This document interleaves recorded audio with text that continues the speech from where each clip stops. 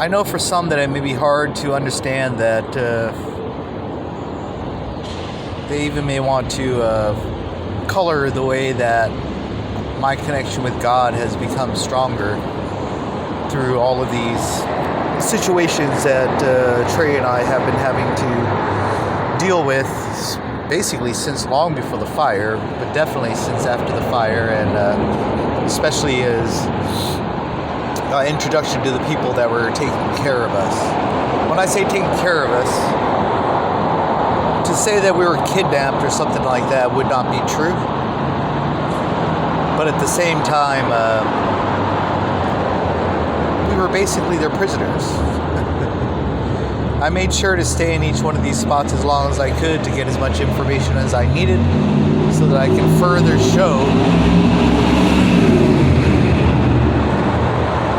showcase exactly what it is that's going on here.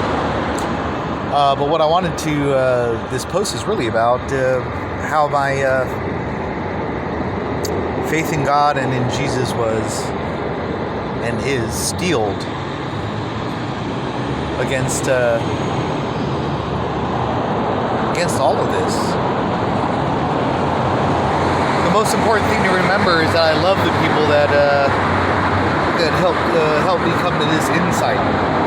I love the people, regardless of how they've been influenced by outside sources, that acted in a manner that they thought was right. I don't hold it against them. I hold it against those that are influencing them that have most likely ultimate power. But the real reason for this conversation is that many of these people that were involved in this, I think they know that there's something really strange happening with all of their attempts to further the narrative that they've been asked to further, to push beyond what they see in front of them, just me and my dog, just one man and his dog, just standing against an avalanche, an absolute avalanche of bullshit, false narratives, and authoritarian rule over good people, good Christians. They make their mistakes. They shouldn't have judged, but they were being influenced. I just want to make it clear that even they know that there is a strange sort of protective layer between Atreya and I and everything that they were trying to do. Very frustrating for them. Not very frustrating to the people influencing them, because the people influencing them have 15 different answers to make sure that they're going to do what they need them to do, which I find tyrannical.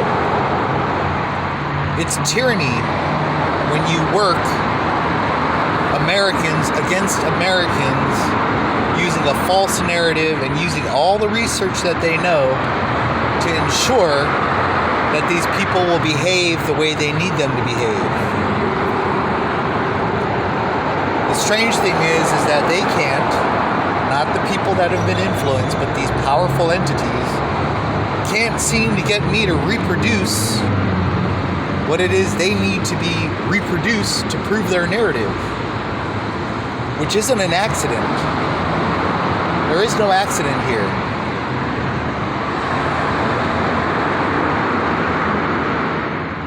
Sometimes those that are trying to push a false narrative don't realize how they've been wrangled into making sure that that false narrative is printed in ink that will never disappear.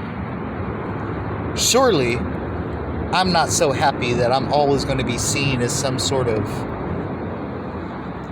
however anybody wants to label it. But if you're paying attention, then you would see, not only have I sacrificed everything to make sure that this ink is shown to everyone, but for the people, especially those of God, that had basically confined me and my dog for their observations or whatever it was that they were being influenced to do, is that they could feel that there was some sort of protection happening there too. I'm grateful that my connection with God has been steeled by this whole process. I'm even more grateful that some of these people, as powerful as they are, and as strong as they can be in their own communities and everything else, when they see how they have been fooled, asked to lie, asked to play out a false narrative for these authoritarian organizations, that they're not going to have much problem telling the truth when they realize what's going on. And I understand how tough that's going to be, because some of these people aren't going to want to lose. They're not going to want to lose their position, because that might happen when this gets exposed. But I'm going to do my best to make sure that it's not them that are focused upon, but the influencers. These really powerful organizations that can talk anyone into doing anything, either by applying pressure to them or by basically, creating the false narrative. But a narrative that's enough, when they put out these false narratives, they know how to trigger the responses they need to get answers that they think they want. But the fact is, if you're going to be an investigator, if you're going to be someone that's revealing the truth or the facts, that you don't approach it the way they did.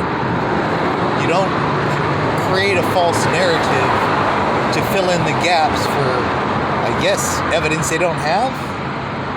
I don't know what it is. I still don't know, because nobody's told me clearly.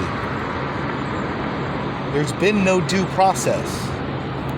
There's only extrajudicial acts and violations of my fucking constitutional rights all over the place.